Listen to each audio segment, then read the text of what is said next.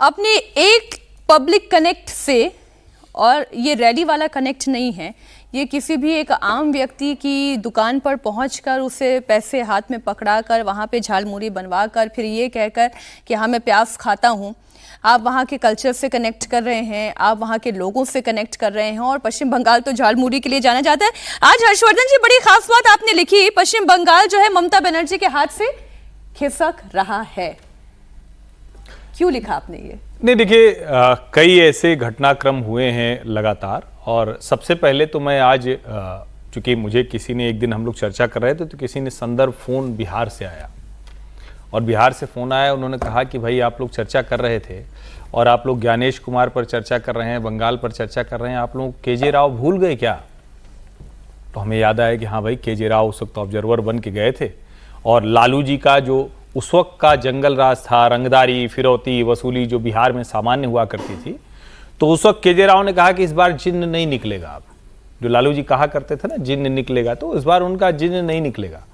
और अभी चूंकि नीतीश कुमार का शासन समाप्त हुआ है, वो शासन उसकी बुनियाद कब पड़ी थी? 2005 में केजे राव जैसे शानदार अधिकारी के, जो हर जगह केंद्रीय बल तैनात कर दिए, हर जगह व्यवस्था कर दी, लोगों के मन से भय निकाल दिया। मुझे ज्ञानेश कुमार उसी भूमिका में पश्चिम बंगाल में दिख रहे हैं। उस वक्त भी राष्ट्रीय जनता दल ने यही कहा था कि ये तो केंद्र के यानी दिल्ली के नुमाइंदे हैं, हमारे खिलाफ हैं, और लालू जी तो अपने तरीके से बात करते हैं तो जाने किसके किसके खिलाफ बता देते हैं, सामाजिक न्याय के खिलाफ, पिछड़ों के खिलाफ, सब कह देते हैं। ममता जी उस तरह से नहीं कह रही, लेकिन ममता जी भी यही कह रही हैं कि ये बंगाल पर हमला है, जो ये CAPF। और मैंने तो आश्चर्य देखा कि कई सांसद, पूर्व सांसद, नेता लोग कह रहे हैं क्या ये युद्ध लड़ने जा रहे हैं क्या, जो यहां इतनी फोर्स लगी हुई है?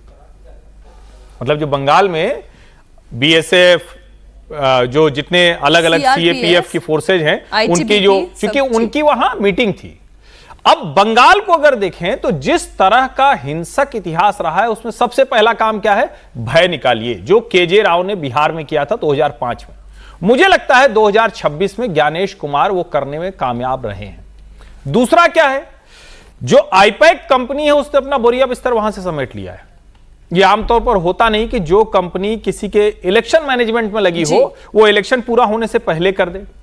तीसरा, ममता बनर्जी ने एक सभा में से उतरते हुए कहा कि अगर तृणमूल रही तो फिर मिलेंगे।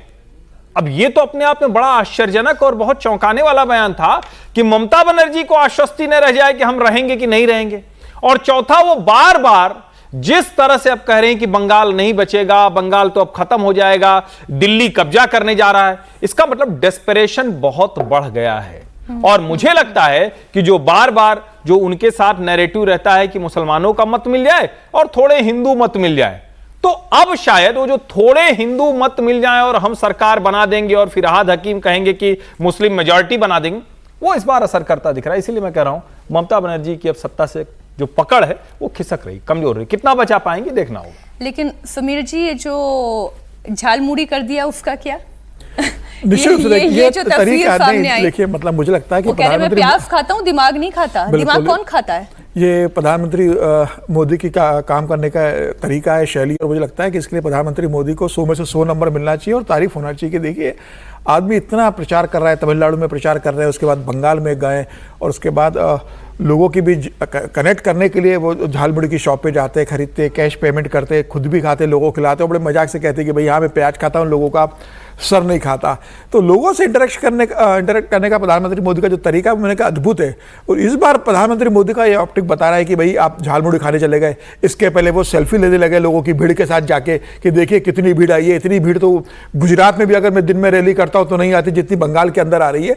तो ये बता रहा है कि बंगाल की जनता इस बार क्या तय कर रही हो। प्रधानमंत्री मोदी ने जो कहा कि कई जिलों में TMC का खाता भी नहीं खुलने वाला है, तो 23 जिले बंगाल के अंदर आते हैं। अगर 2021 का चुनाव देखेंगे तो 23 में से कम 12 जिले ऐसे थे जहां भारतीय जनता पार्टी का नाम लेने वाला नहीं था।